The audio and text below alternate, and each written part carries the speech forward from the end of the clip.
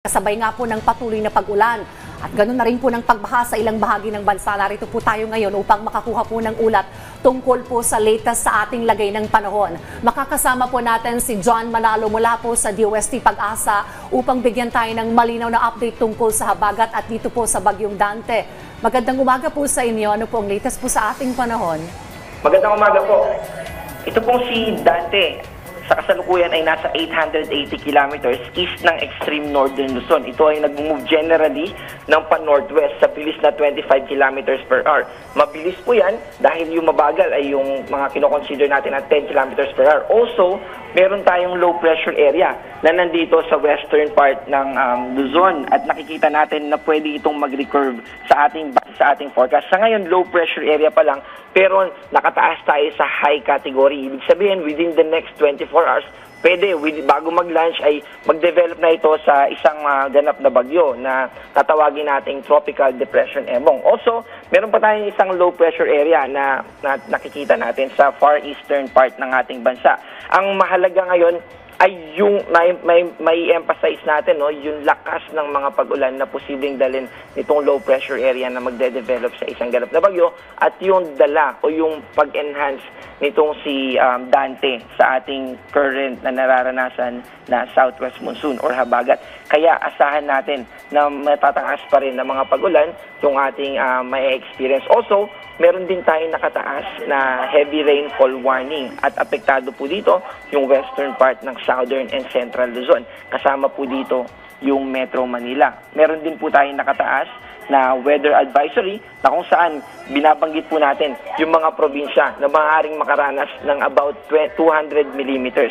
At ito po yung Zambales, Bataan, Occidental Mindoro. Ito po ay dahil sa enhanced or yung mas pinapalakas na southwest monsoon. 100 to 200 naman dito sa Pangasinan, Benguet, Tarlac, Pampanga, Bulacan, Metro Manila, Cavite, Batangas, Laguna, and Rizal. Doon sa kaninang about 200 millimeters, ibig sabihin widespread na mga pagbaha yung posible. At yung 100 to 200 na kung saan kasama yung Metro Manila, Pampanga, Pangasinan ay multiple floodings po yung posible. Dito naman sa naka 50 to 100, ito yung mga probinsya ng La Union, Nueva Vizcaya, Ifugao Mountain Province, Nueva Ecija, Quezon, Oriental Mindoro, Palawan, Marinduque, Romblon, Masbate, Sorsogon, Albay, Camarines Sur, Catanduanes, Antique at Iloilo. Ito naman yung mga localized floodings ay posible, itong 50 to 100 millimeters.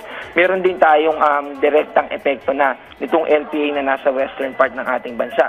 At dahil dyan, inaabisuhan din natin yung mga kababayan natin sa Cagayan, Apayao, Ilocos Norte, Ilocos Sur, Abra, and Kalinga na maging mapagbantay din dahil matataas na pag-ulan din yung ating inaasahan doon sa mga binanggit natin na lugar.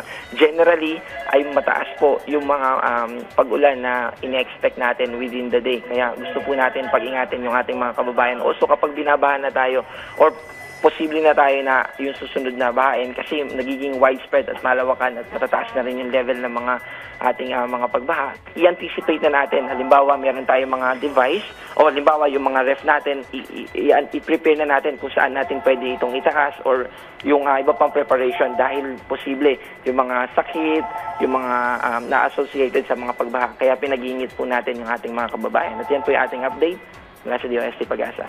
Sir, Alan Francisco po ito, sir, no? Ihabol ko lang, sir, yung tanong, may mga lugar ba na posibleng magkaroon ng flash flood o itong mga landslide? At kung meron man anong mga lugar o region, sir, yung posibleng maapektuhan nga nito? Opo, dito po sa Metro Manila, yung mga flash floods po ay mataas yung porsyento na maka-experience tayo. Yung sa mga pagguho ng lupa, i-expect natin kapag mountainous area, yung kinatitirikan ng ating bahay. Ayan po yung mga nasa western side ng ating bansa, sa Central Luzon, dyan sa Zambales, sa Bataan, Occidental Mindoro, ay mataas yung tsansa ng mga pagguho ng lupa, lalo na kung nasa paanan tayo ng mga bundok or nasa yung kalupaan ay solid na mga lupa, yung paligid ng ating mga lugar. Meron din po kasi mga localized at meron din naman na isang province yung banggitin natin or isang region, pero may mga certain areas po within those provinces or region na dun po mas prone yung mga pagguho ng lupa. Sir John, si Princess Jordan po ito. Ano po ba ang inaasahan nating lagay ng panahon sa mga susunod na araw? At ito bang dadaanan ng Bagyong Dante ay dadaanan rin yung ilang mga lugar na tinamaan ng bagyong Karing o Krising? Opo, posible po, no? Kasi nakikita natin sa ating forecast dito sa LPA ay magre-recurve ito. Ibig sabihin, posible pa na muling mag-landfall. Itong kapag nag-develop na si Emong, yung LPA po ito na nasa western part ng ating bansa. Itong si Dante naman ay magtutuloy-tuloy siya papunta sa northwest and then eventually palayo na sa ating bansa. Also, mahalaga din po na i-note na meron tayong research na ginawa at yung impluensya ng mga bagyo kahit hindi siya nag-landfall ay malaki pa rin yung naiko-contribute niya, lalo na kung nasa northeastern part ng Pilipinas, sa pagdami ng mga pag-ulan, lalo na sa western part ng ating bansa. Kaya asahan natin na sa mga susunod pa na araw, magtutuloy-tuloy yung impluensya nitong habagat at asahan natin yung mga matataas na pag-ulan. Kaya hanggat kaya po natin ay paghandaan po natin. Okay, Sir John, si Diane Kirer po ito. So you're saying, Sir John, parang itong Dante, palabas siya at ang mas makaka-apekto sa atin eventually ay itong LPA na magde-develop into Emong. Tama po ba? Yun yung mas magkakaroon ng direktang epekto po sa ating bansa? Yes po, kasi indirect po yung influensya nitong si Dante, pero itong magiging Emong, malapit po siya sa kalupaan natin. So bukod sa lakas ng hangin, ay yung halimbawa, imagine natin itong magiging magde-develop na si Emong, hatiin natin siya sa 4 na quarter, yung lower right part niya na southwest yung direction, dun po yung lugar na kung saan mas madami yung mga pag-ulan. At kung saan po matatapat yun pag landfall niya, asahan natin na matataas yung mga pag-ulan dun sa mga lugar na yun. Alright, so sabi niyo si Dante po mabilis ang paggalaw. So mga kailan po at chance ninyo na outside na po ito ng parser? Nakikita natin na nasa labas na ito ng ating Philippine Area of Responsibility by Friday po. By Friday. Pero ito pong si Emong, kailan po ito magde-develop, itong LPA? Kailan po ito to develop as a typhoon, sir? Nakikita po natin, posible this morning or this afternoon na mag-develop siya. Kung di po magbabago yung development na nakikita natin sa kanya ngayon. Pero hindi naman po, kumbaga, magsasalubong itong dalawa. Medyo may kalayuan po yung distansya nila sa kasalukuyan at pero favorable pareho para palakasin yung habagat dun sa pwesto nila. Kaya yung mga pag-ulan ay asahan natin. Alright, ito pong si LPA na eventually sabi nyo posible pong maging Typhoon Emong probably this afternoon. Tama po ba? Malawak po ba itong sasakupin nito? At mabilis rin po bang paggalaw nito o magtatagal po ito sa parser?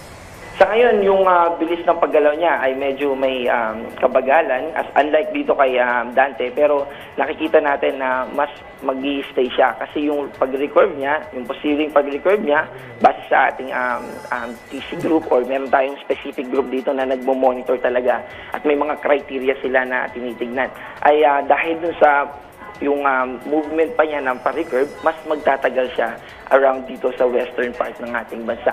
Kaya yung epekto niya ay mananatili sa mga susunod pa na araw. Sir, paano ang coordination ng PAG-ASA sa NDRRMC sa pag-i-issue po ng mga early warning system at advisory sa ating mga kababayan?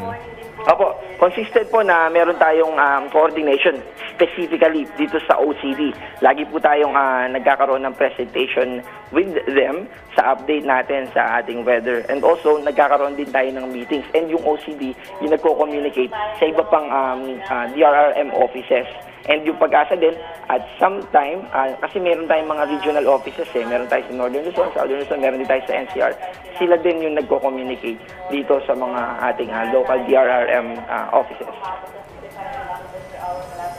Okay, so with that, maraming salamat po sa inyong oras at sa pagbibigay sa amin ng mahalagang impormasyon patungkol sa lagay ng ating panahon.